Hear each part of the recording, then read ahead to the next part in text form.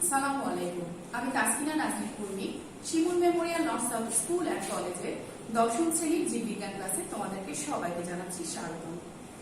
Class শুরু করার আগে আমি তোমাদেরকে কিছু কথা বলতে চাই।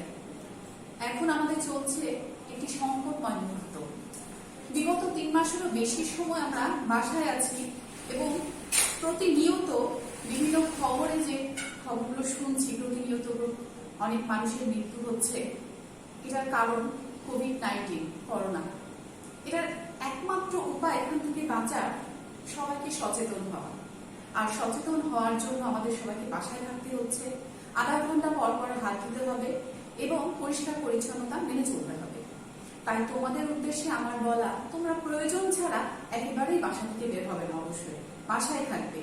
এবং যে শুধু বাসায় থাকবে তাই নয়, বাসায় থেকেও তোমরা কিছু নিয়ম কানুন মেনে চলবে। যেমন আধা ঘন্টা পর পর অবশ্যই সাবান দিয়ে পরিষ্কার করে হাত ধুবে। প্রতিদিনের কাপড় চোপড়গুলো খুব সুন্দর করে সাবান পানি অথবা ডিটারজেন্ট দিয়ে ধুয়ে ফেলবে। ঘর বাড়ি পরিষ্কার করার জন্য কিন্তু আমাকে অবশ্যই সাহায্য করবে, কারণ বাসার একজন মেম্বারের পক্ষে কিন্তু পুরো বাড়ি পরিষ্কার পরিচ্ছন্নতা মেনটেন করা সম্ভব না। আর যদি কখনো তোমাদেরকে বাইরে যেতেই হয়, তাহলে অবশ্যই বাইরে থেকে ফিরে সোজা আগে ওয়াশরুমে যাবে এবং সেখানে গিয়ে কাপড় চোপড়গুলো খুলে সাবান পানি অথবা ডিটারজেন্ট পানি দিয়ে ভিজিয়ে রাখবে, তারপর বের হবে। বাসায় যদি বয়োজ্যেষ্ঠ কেউ থাকে, যেমন নানা নানি দাদা দাদি এরকম কেউ যদি থাকে, তাদের কাছে অবশ্যই অপরিচ্ছন্নভাবে যাবে না এবং তাদেরকে আরো বেশি যত্নে রাখতে হবে। তোমরা নিজে পরিষ্কার পরিচ্ছন্ন থাকবে, নিজেরা ভালো থাকবে এবং পরিবারের সকল সদস্যদের পরিষ্কার পরিচ্ছন্ন থাকার জন্য কি করবে, সাহায্য করবে। তোমরা এখন আমাদের নেক্সট জেনারেশন, তোমাদের উপর কিন্তু অনেক গুরু দায়িত্ব আছে। তাই তোমরা নিজেরাও ভালো থাকো এবং অন্যদেরকে ভালো থাকতে সাহায্য করো। আমরা তাহলে আমাদের ক্লাসে ফিরে যাই। জীববিজ্ঞান ক্লাসের আজকে আমি তোমাদেরকে যেটা পড়াবো সেটা হচ্ছে সপ্তম অধ্যায়। সপ্তম অধ্যায়ের নাম গ্যাসীয় বিনিময়। এই অধ্যায় থেকে তোমরা যা শিখতে পারবে বা জানতে পারবে, উদ্ভিদের গ্যাসীয় বিনিময় কি তা বলতে পারবে, মানব শ্বসনতন্ত্র সম্পর্কে ব্যাখ্যা করতে পারবে, শ্বসনতন্ত্র কি তা বলতে পারবে, মানব দেহের শ্বাসক্রিয়া কিভাবে চলে তা বর্ণনা করতে পারবে।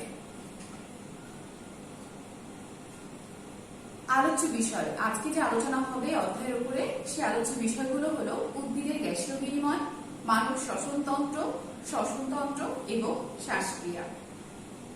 প্রথমেই আমরা আলোচনা করব উদ্ভিদের গ্যাসীয় বিনিময় নিয়ে বা গ্যাসীয় পরিবহন নিয়ে। গ্যাসীয় বিনিময় বা গ্যাসীয় পরিবহন বলতে কি বোঝায়? আমরা জানি উদ্ভিদ এবং প্রাণীর মধ্যে প্রতিনিয়ত গ্যাসীয় বিনিময় হচ্ছে। এই যে গ্যাসীয় বিনিময়টা হয় সেটা দুইটা প্রক্রিয়ার মাধ্যমে হয়। একটি হলো সালোকসংশ্লেষণ আর একটি হলো শ্বসন। সালোকসংশ্লেষণ কোথায় হয় আমরা সবাই জানি। সালোকসংশ্লেষণ হয় উদ্ভিদ দেহে। সালোকসংশ্লেষণ প্রক্রিয়া উদ্ভিদ কি করে, নিজের খাদ্য নিজে তৈরি করে। সে বাতাস থেকে সালোকসংশ্লেষণের সময় কি করে, কার্বন ডাই অক্সাইড গ্রহণ করে এবং বাতাসে ত্যাগ করে অক্সিজেন। আর কি তৈরি করে, কোন খাদ্য? গ্লুকোজ জাতীয় খাদ্য তৈরি করে। অর্থাৎ সালোকসংশ্লেষণের সময় উদ্ভিদ কার্বন ডাই অক্সাইড গ্রহণ করছে এবং অক্সিজেন ত্যাগ করছে।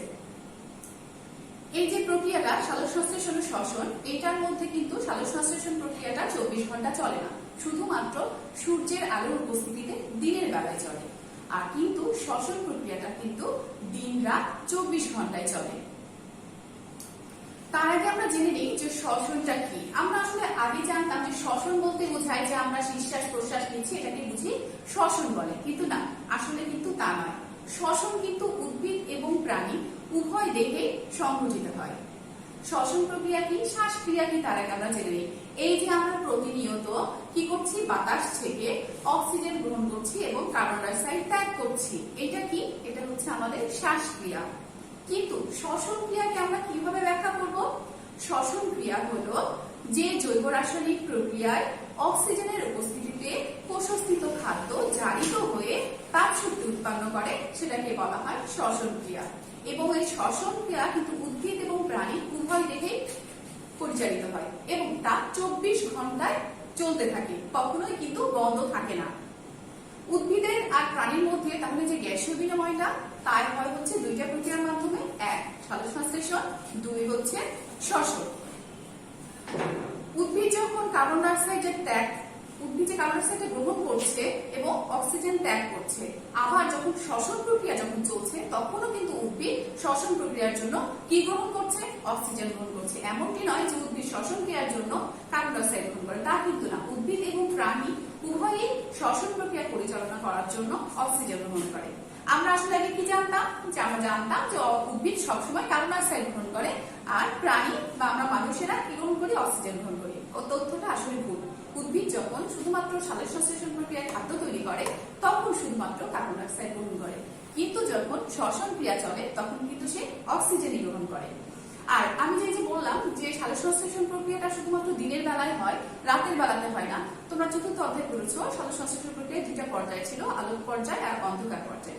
অন্ধকার পর্যায়ে অর্থাৎ যখন কার্বন ডাই অক্সাইড গ্রহণ করবে সেই প্রক্রিয়াটা শুধুমাত্র দিনের বেলাতেই হয়, আর রাতের বেলাতে তার অন্ধকার পর্যায়টা চলে। কিন্তু রাতের বেলাতে কিন্তু শ্বসন ক্রিয়াটা সবসময় চলছে। যখন শ্বসন প্রক্রিয়া চলে তখন উদ্ভিদ কি করছে? অক্সিজেন গ্রহণ করছে, কার্বন ডাই অক্সাইড ত্যাগ করছে। এই কারণে অনেক পাতাবহুল একটি বড় গাছের নিচে তুমি যদি রাতে ঘুমাও তাহলে দেখবে তোমার শ্বাসকষ্ট হবে। কেন হবে জানো? কারণ সেই সময় উদ্ভিদ কিন্তু শ্বসন প্রক্রিয়া চলতে আছে। চলার কারণে উদ্ভিদ কি করে? প্রতিনিয়ত কার্বন ডাই অক্সাইড ত্যাগ করছে। আর যখন কার্বন ডাই অক্সাইড একটি পাতাবহুল গাছে যখন নিচে যখন তুমি বসবে, কার্বন ডাই অক্সাইড যখন বারবার ত্যাগ করছে তখন সেখানে তুমি যখন অক্সিজেন কম পাবে, কার্বন ডাই অক্সাইড বেশি পাবে, তখন তোমার শ্বাসকষ্ট হবে।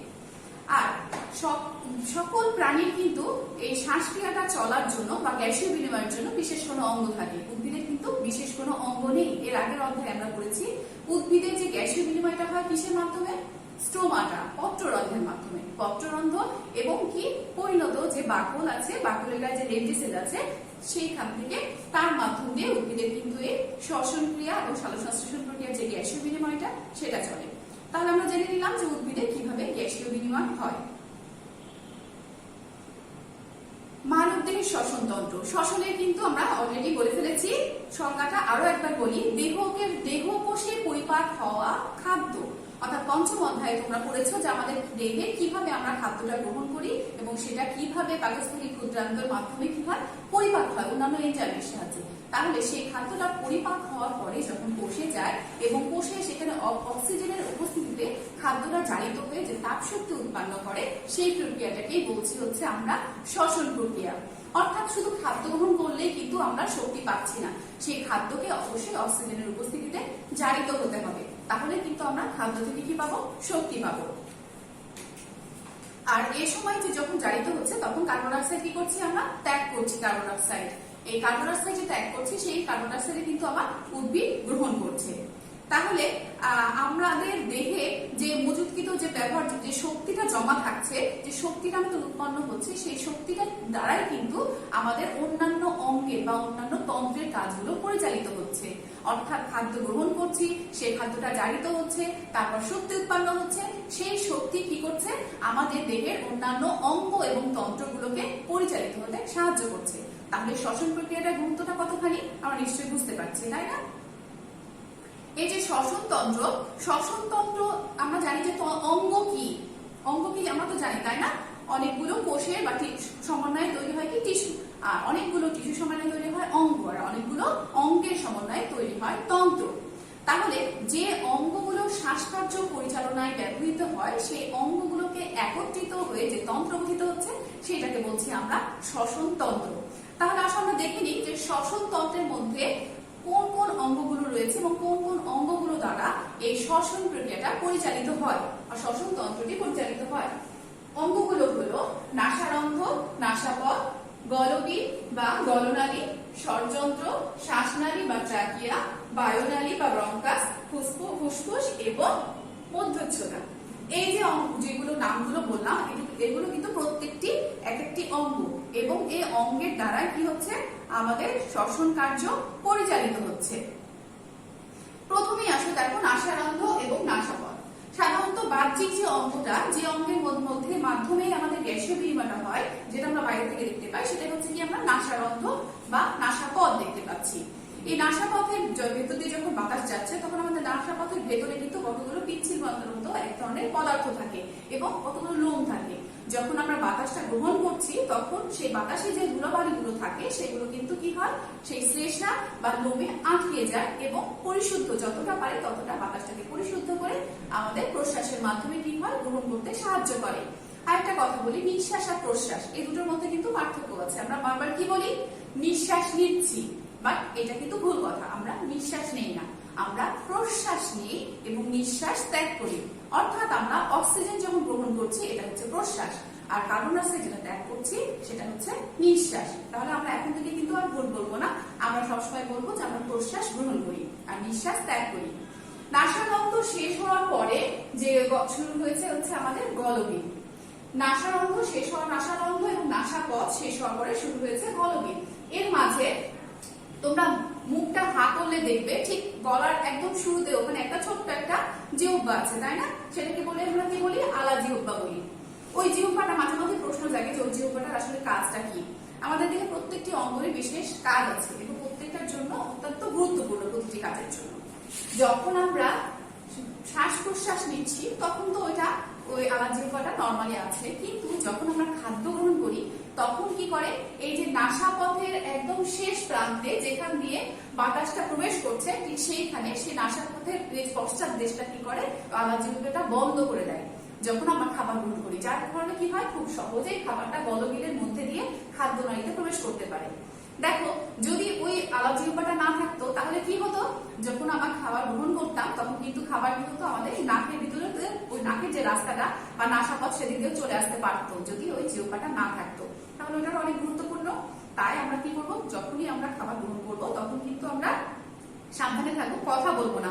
কথা কেন বলবো না, এটার জন্য আমরা পরবর্তীতে তোমাদেরকে আরো ভালোভাবে বুঝিয়ে দিচ্ছি যে কথা বলার সময় আমরা খেতে খেতে কথা বলবো না কেন।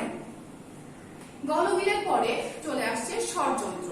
স্বরযন্ত্র ঠিক শ্বাসনালীর উপরে থাকে স্বরযন্ত্র, এবং স্বরযন্ত্রের দুই পাশে থাকে দুইটা পেশির মতো থাকে, সেটাকে বলা হয় ভোকাল কর্ড। কি বলা হয়, ভোকাল কর্ড স্বরযন্ত্রের উপরে।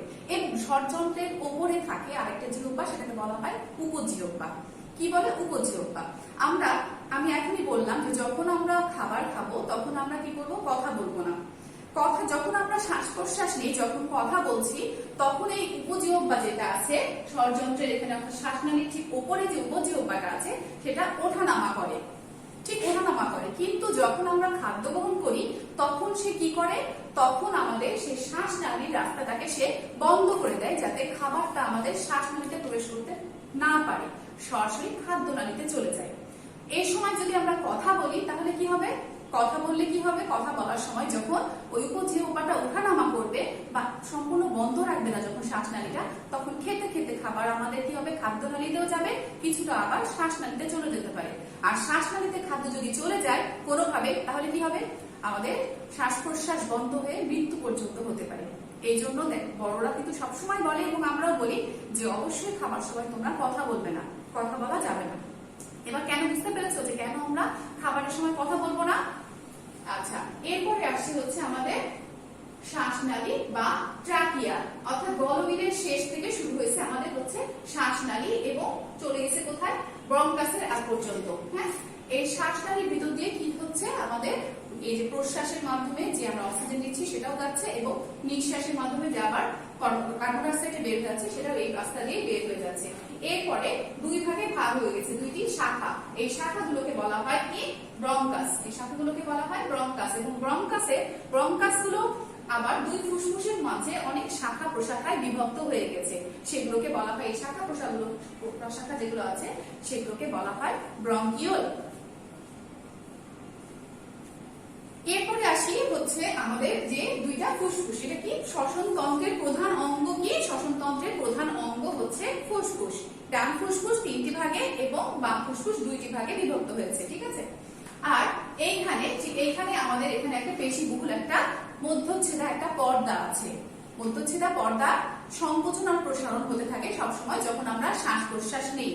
আর ঠিক একটা ছাতাকে যখন তোমরা ফোটাও তখন যেভাবে প্রশস্ত হয়ে থাকে, মধ্যচ্ছেদা স্বাভাবিকভাবে কিন্তু ঠিক সেভাবেই থাকে।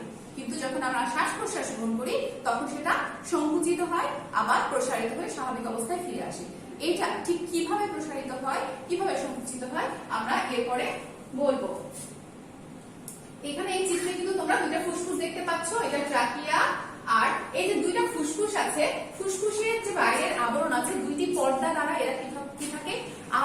থাকে এবং এই দুইটি পর্দাকে বলা হয় কি প্লুরা। এই যে দ্বিস্তর বিশিষ্ট যে পর্দা সেটাকে বলা হচ্ছে প্লুরা এবং পর্দার মাঝে এক ধরনের পিচ্ছিল জাতীয় পদার্থ থাকে। এই পদার্থটা কি করে, এই যে আমাদের বক্ষ গহ্বরের ভেতরে আরো অন্যান্য অঙ্গ আছে এবং ফুসফুস আছে, আবার হৃৎপিণ্ড আছে, অন্যান্য অঙ্গের সাথে এই ফুসফুসের যেন ঘর্ষণ না লাগে, এটা যেন স্বাভাবিক অবস্থায় থাকে, একজনের কাছ থেকে যেন পৃথক থাকতে পারে, সেই কারণে এক ধরনের পিচ্ছিল জাতীয় পদার্থ এখানে থাকে। আর আমরা এর আগে বললাম এগুলো কি ব্রঙ্কাই, এই যে ব্রঙ্কাই, এগুলো ব্রঙ্কের হচ্ছে প্রাইমারি সেকেন্ডারি ব্রঙ্কাই, যেগুলো পুরো ইয়েতে ছড়িয়ে আছে। ফুসফুসের ভিতরে প্রত্যেকটা ফুসফুসে কি থাকে, ছোট ছোট ছোট ছোট অসংখ্য বায়ুথলি থাকে। এই বায়ুথলি গুলোতে যখন বাতাস আসে তখন সেগুলো প্রসারিত হয়, আবার যখন বাতাস বেরিয়ে যায় তখন সংকুচিত হয়ে যায় এবং প্রতিটি বায়ুথলি অসংখ্য কৈশিক নালিকা দ্বারা আবৃত থাকে। আর এই বায়ুথলি আর কৈশিক নালিকার পর্দাগুলো এতই পাতলা হয় যে এর মধ্যে দিয়ে খুব সহজে কি হয়, বাতাসটা আদান প্রদান করতে পারে খুব সহজে। তাহলে আমরা এবার চলে যাই যে আমাদের যে শ্বাসক্রিয়াটা সেটা কিভাবে চলে। সাধারণত শ্বাসক্রিয়া চলে এক ধরনের স্নায়বিক উত্তেজনার কারণে আমাদের শ্বাসক্রিয়াটা চলে। তাহলে আসলে আমরা জেনে নিই কিভাবে শ্বাসক্রিয়া চলছে। যখন আমরা প্রশ্বাসের সাথে যখন অক্সিজেন গ্রহণ করছি, গ্রহণ করে কি হচ্ছে, সে সময় যখন বক্ষ গহ্বরের ভেতরে তো থাকে আমাদের ফুসফুস, তাই না, হৃৎপিণ্ডের দুই পাশে। আর আমি কি বলেছি, বক্ষ গহ্বরের ঠিক নিচের দিকে ফুসফুসের নিচে একটা মধ্যচ্ছেদা নামক একটা পর্দা থাকে। সেটা স্বাভাবিক অবস্থায় কি থাকে, ঠিক ছাতা খুলে রাখে যেরকম থাকে সেরকম প্রসারিত অবস্থায়। যখন এইটা সংকুচিত হয়, অর্থাৎ মধ্যচ্ছেদাটা যখন সংকুচিত যখন নিচের দিকে নেমে যায় তখন বক্ষ গহ্বরটা প্রসারিত হয়। আর প্রসারিত যখন হয়, বক্ষ গহ্বর যখন প্রসারিত হচ্ছে তখন এর ভিতরে বাতাসের চাপ অর্থাৎ বায়ুর চাপটা কমে যাচ্ছে বাইরের তুলনায়, যার কারণে আমরা জানি ব্যাপন প্রক্রিয়া কি হয়, সবসময় ঘন থেকে হালকা জায়গাতে যায়। যেহেতু সেখানে বাতাসের চাপটা কম, বক্ষ গহ্বর যখন প্রসারিত হয়েছে তখন কি হয়, বাহির থেকে বাতাসটা খুব সহজে বক্ষ গহ্বরে অর্থাৎ ফুসফুসের মধ্যে প্রবেশ করছে। আবার সেই সংকুচিত মধ্যচ্ছেদা যখন পুনরায় প্রসারিত হয়ে স্বাভাবিক অবস্থায় ফিরে আসছে তখন কি হচ্ছে, তখন আবার যে বক্ষ গহ্বরের ভেতরে ফুসফুসের ভেতরে যে বাতাসটা প্রবেশ করেছিল সেখানে আবার বায়ুর চাপ প্রেসার পাচ্ছে। আর যখন প্রেসার পাচ্ছে এবং বাইরে, তখন কিন্তু বায়ুর চাপটা কম, ভেতরে বেশি, তখন সে কি করছে, আবার বাতাসটা বের করে দিচ্ছে। অর্থাৎ সেই বাতাস কি হচ্ছে, কার্বন ডাই অক্সাইড সমৃদ্ধ এবং জলীয় বাষ্প সমৃদ্ধ বাতাসটা তখন বের করে দিচ্ছে। অর্থাৎ যখন বক্ষ গহ্বর প্রসারিত হচ্ছে তখন বাতাসের সাথে অক্সিজেন আমাদের ফুসফুসে প্রবেশ করছে, আবার যখন বক্ষ গহ্বর সংকুচিত হচ্ছে তখন কার্বন ডাই অক্সাইড ও জলীয় বাষ্প সমৃদ্ধ বাতাস বের হয়ে যাচ্ছে। তাহলে আমরা খুব সহজে জানতে পারলাম এইটা হচ্ছে আমাদের শ্বাসক্রিয়া। এভাবে করে আমাদের শ্বাসক্রিয়াটা পরিচালিত হয়। এই যে শ্বাসক্রিয়া পরিচালিত হওয়ার সময় আমরা কি বললাম, যে আমরা অক্সিজেনটা গ্রহণ করছি। অক্সিজেনটা গ্রহণ করার পরে সে অক্সিজেনটা কোথায় যাচ্ছে বা কিভাবে যাচ্ছে, ফুসফুসের যে বায়ুথলি বা অ্যালভিওলাস আছে সেটা হচ্ছে রক্তের চাপের পার্থক্যের জন্য অক্সিজেন ব্যাপন প্রক্রিয়ায় কি করে, রক্তে প্রবেশ করে। অর্থাৎ যখন অক্সিজেনটা ফুসফুসে প্রবেশ করছে তার গায়ে অনেকগুলো যে কৈশিক জালিকাগুলো আছে সেই জালিকার মধ্যে দিয়ে অক্সিজেন প্রবেশ করে যাচ্ছে রক্তনালীতে এবং রক্তনালীতে প্রবাহিত হওয়ার পরে সে সমগ্র দেহে অক্সিজেনটা পৌঁছে দিচ্ছে রক্তের মাধ্যমে। আর সেই অক্সিজেন পৌঁছে দিচ্ছে বলেই কি হচ্ছে, সেই খাদ্য বস্তুগুলোকে কিন্তু আবার জারিত করতে পারছে এবং শক্তি উৎপাদন করতে পারছে। আর অক্সিজেন যখন প্রবেশ করে তখন কি হয়, সে কোষের ভিতরে গিয়ে অর্থাৎ রক্তের মধ্যে গিয়ে রক্তের সাথে সংযুক্ত হয়ে কি করে, হিমোগ্লোবিন, রক্তের যে হিমোগ্লোবিন আছে হিমোগ্লোবিনের সাথে সে অস্থায়ী যৌগ তৈরি করে, হিমোগ্লোবিন তৈরি করে। এটা কিন্তু অস্থায়ী যৌগ প্রয়োজনে আবার কি করে, আবার হিমোগ্লোবিন ভেঙে আবার অক্সিজেনকে মুক্ত করে ফেলে। আর এই যে অক্সিজেন মুক্ত হয়ে যাওয়ার পরে সে রক্তের মধ্যে, রক্ত থেকে আবার লসিকার মধ্যে যায় এবং লসিকা থেকে সে চলে যাচ্ছে আবার কোষের মধ্যে, প্রতিটি কোষে প্রবেশ করছে অক্সিজেন। আর কার্বন ডাই অক্সাইড কি হচ্ছে, কার্বন ডাই অক্সাইড আমরা জানি যে শিরা কিন্তু কার্বন ডাই অক্সাইড সমৃদ্ধ রক্ত পরিবহন করে, আর ধমনী কি করে, অক্সিজেন সমৃদ্ধ রক্ত পরিবহন করে। অর্থাৎ সমগ্র দেহে যখন বা বিভিন্ন কোষে যখন আবার কি হচ্ছে, শ্বসন প্রক্রিয়ায় শক্তি উৎপন্ন হচ্ছে আর কার্বন ডাই অক্সাইড তৈরি হচ্ছে, সেই কার্বন ডাই অক্সাইড আবার কি হচ্ছে, রক্তের মধ্যে দিয়ে আবার প্রবাহিত হয়ে ফুসফুসে আবার চলে আসছে। ফুসফুসে চলে এসে সেটা কিন্তু আবার আমাদের নিঃশ্বাসের মধ্যে দিয়ে বের হয়ে যাচ্ছে। আর এই কার্বন ডাই অক্সাইডটা কিন্তু সাধারণত কি হয়, carbon dioxide plus sodium bicarbonate রূপে বা পটাশিয়াম বাইকার্বনেট রূপে আমাদের রক্তরসে প্রবেশ করে এবং লোহিত রক্তকণিকা দিয়ে প্রবাহিত হয়ে ফুসফুসে আসে এবং সেখানে কি করে আবার কোষিক নালী ও বায়ুথলি ভেদ করে আমাদের দেহের বাইরে নির্গত হয়ে যায়। তাহলে আমরা দেখো খুব সহজে আমরা জানতে পারলাম না যে কিভাবে আমরা অক্সিজেনটা আমরা গ্রহণ করছি, সেটা আমাদের রক্তের মধ্যে দিয়ে শরীরের ভিতরে প্রত্যেকটা কোষে কিভাবে প্রবেশ করছে, সেখানে কিভাবে খাদ্য জারিত হচ্ছে, আবার কার্বন ডাইঅক্সাইড উৎপন্ন হচ্ছে, সে কার্বন ডাইঅক্সাইডও আবার পুনরায় রক্তের মধ্যে দিয়ে রক্তরসের মধ্যে দিয়ে আবার ফুসফুসে চলে আসছে, ফুসফুস থেকে বের হয়ে আসছে। কত সুন্দর একটা পরিচালিত হচ্ছে, তাই না? কিসের মাধ্যমে? শ্বসন তন্ত্র।